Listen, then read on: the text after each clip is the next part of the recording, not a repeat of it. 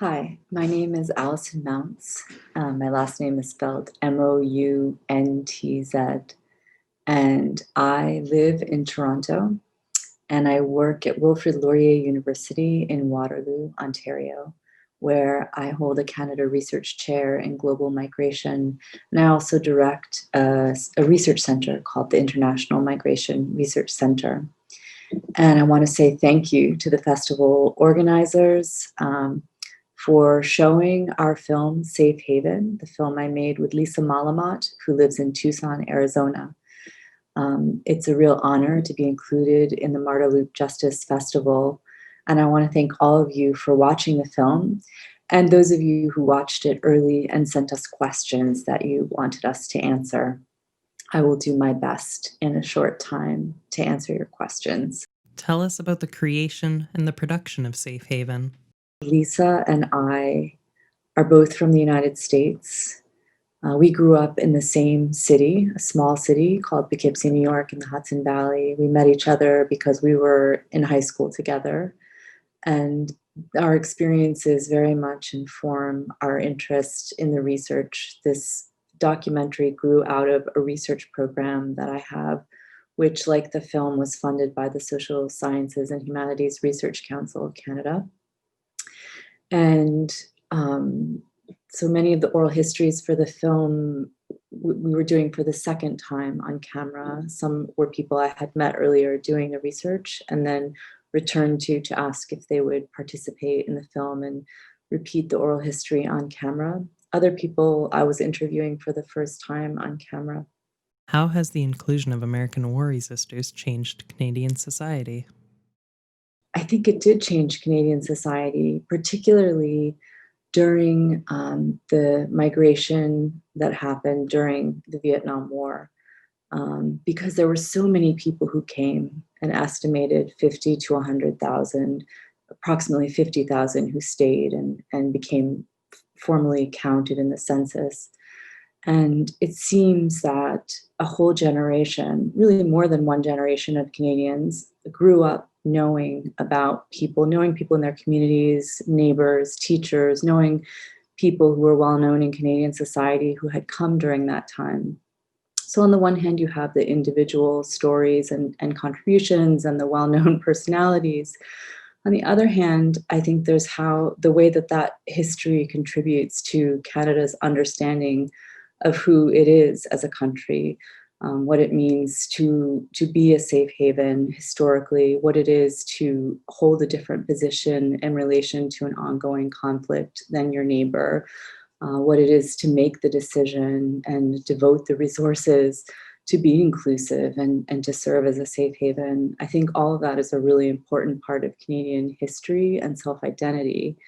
And I think that's something that Michelle Robidoux, the wonderful activist and one of the coordinators of the War Resistor Support Campaign, really brings up in her interview, because she also points out not only that the first generation, which is part of the people who were part of the film from the first generation of resistors that we interviewed, were part of the more historical part of Canadian society as it's been changed by resistors, although they're still with us.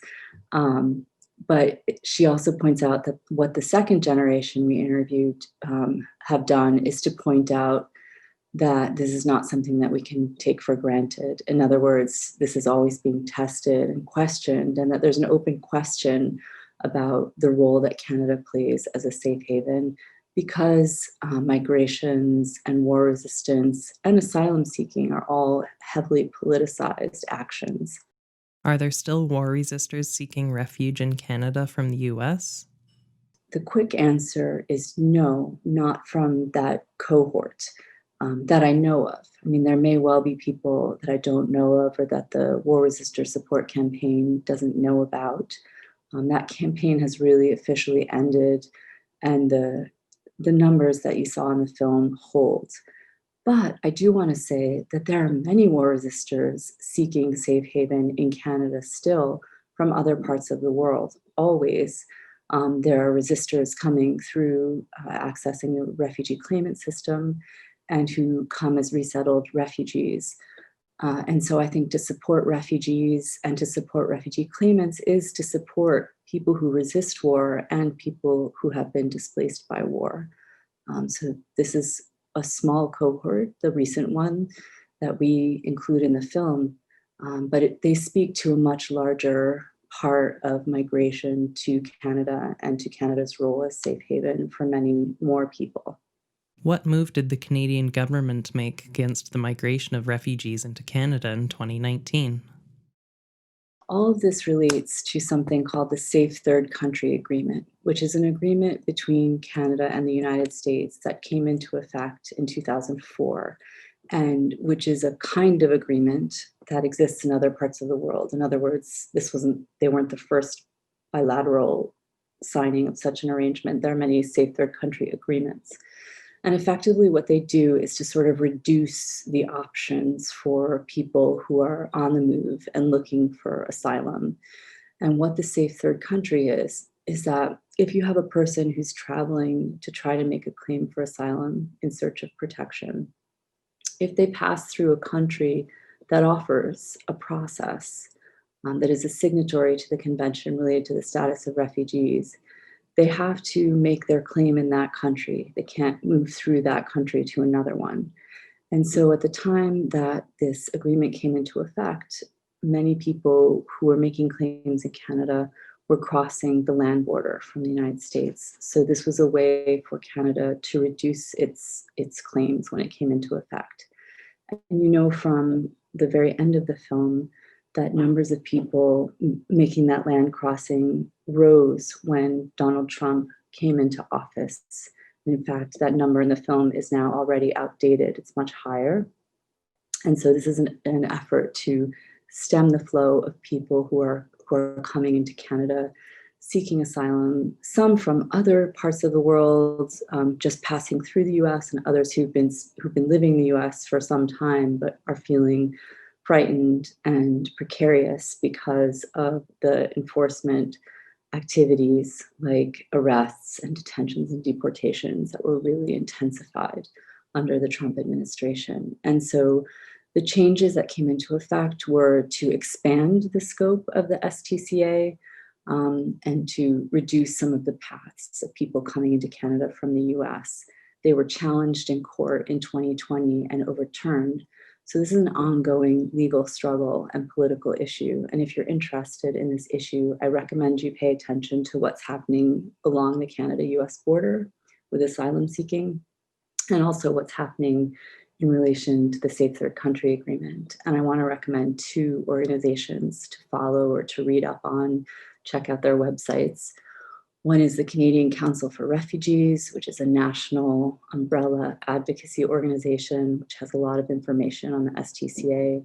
And the other is the Canadian Association of Refugee Lawyers, which also has a web presence. And both of those groups have been organizing in relation to this issue. Has Canada had instances of Canadian citizens becoming war resistors? Yes, there have been Canadian war resistors. And in fact, one very active member of the War Resistor Support Campaign is an incredible person named Frank Schaller, who was a war resistor, Canadian war resistor during World War II, who was part of the formalized system of resisting war and pursuing alternatives to war through work camps. So he was in work camps during much of the war. During that time, he did service projects like tree planting.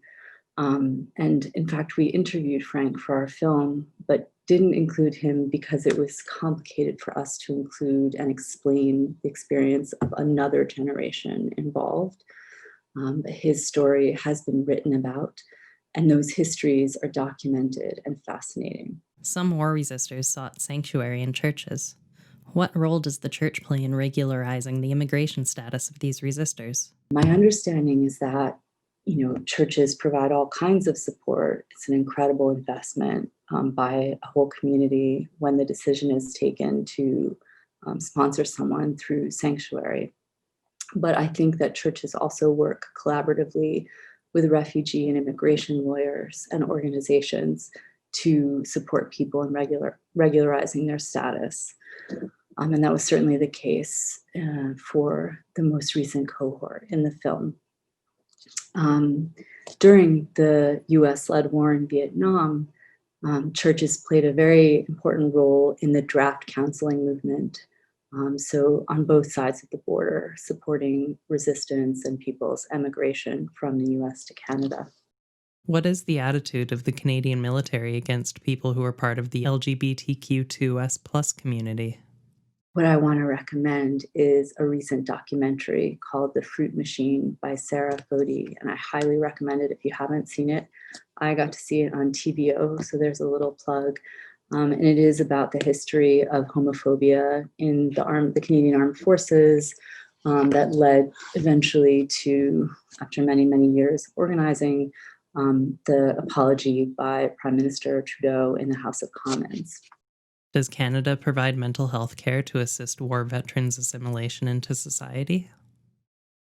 I think war resistors to Canada, migrating to Canada, have similar experiences to other people coming to Canada who've been displaced, who've experienced war, which is to say that they have difficult and traumatic histories and may need specialized support. There are services funded by both the federal government, there are local services, and there are NGOs doing this work. As one important example, here in Ontario, there's the Canadian Centre for Victims of Torture, CCTV. But there are also frequent calls from the advocacy community, specifically the refugee advocacy community, for better and for more services for people who come to Canada as refugees and refugee claimants. And if you want to read more about this issue, I highly recommend going to the website of the Canadian Council for Refugees, or the CCR. They have position pieces and all kinds of information about this issue. Do most Canadians realize we are no longer in a safe haven? The quick answer is, probably no. Probably they don't realize. Probably most Canadians do not realize that Canada is no longer the same safe haven that it once was, because I think Canadians still really strongly identify with this, role, the importance of providing safe haven. But I want to say a couple of things about that. First of all, Canadians are not alone in that. I think most Americans know very little, for example, about the plight of asylum seekers, or the fact that refugee resettlement is now at its historic low in the United States at the same moment that displacement around the world is at its historic high. I think most people in most societies don't know enough about asylum seeking or about what their own government is doing in terms of provision of safe haven. I also want to say, importantly, that Canada is still a safe haven. It is. It is a safe haven for refugees who are being resettled. It is a safe haven for many people who come in through the refugee claimant system. It is a safe haven for people like me who have emigrated in other ways from the United States. And so this is why this is such an important question to me. I think it is a safe haven. But what the film shows is that this is nothing to take for granted. We have to constantly question and fight and talk and remember and research what's happening to preserve this really important part of Canadian society and Canadian policy. Do current war politics and climate change affect our willingness to be a refuge for political dissenters? Sometimes people talk about fatigue or talk about fear and the fact that people feel overwhelmed by all of the trouble, all of the challenges that we face globally as a society. But I think here we can look a little bit to history and be hopeful. And many of you will know the political philosopher Hannah Arendt, herself a Jewish refugee, writing after World War II. And she wrote about the idea that the convention, that the community of states that signed on to provide protection for refugees, to provide safe haven, would only be as strong as the willingness of that community of states to support those rights. And so I think her words still stand today.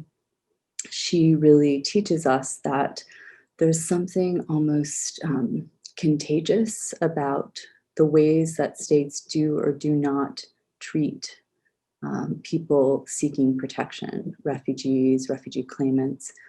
Sometimes policymakers refer to practices as best practices. In other words, governments look to one another to see what they're doing because displacement is such a huge issue right now around the world.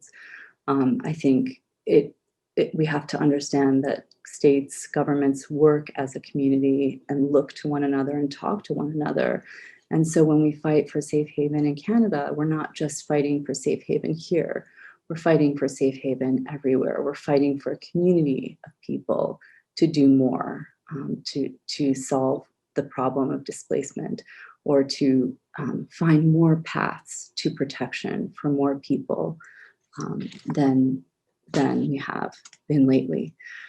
So I think in a very small way, empirically speaking, that is the huge issue that this film is speaking to, that there is a very large problem related to both conflict and war and the human displacement that it causes. And I'm very interested as a migration scholar in bringing all of these things into conversation to understand more broadly that so much migration is related to war. And I think this is the kind of coalition that the War Resistor Support Campaign was able to forge across peace communities and faith-based communities and labor communities and immigrant advocacy communities to bring people together around this issue for what was ultimately a 14-year campaign. Thank you for sharing your insight into safe haven and the War Resistor experience. Any final words? Thank you for your questions. Thank you for supporting the film, and enjoy the festival. Thanks. I hope you enjoyed today's screening. I would like to take this time to thank you again for supporting the Marda Justice Film Festival during this very special year. Our festival could not have survived without your continuous support.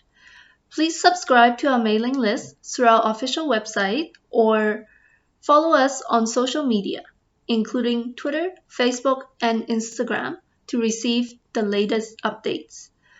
As we move forward toward 2021, a lot remains uncertain. However, we will do our best to keep you informed about our festival. Thank you again for joining us tonight. I wish you and your loved ones all the best in the month to come, and a good night.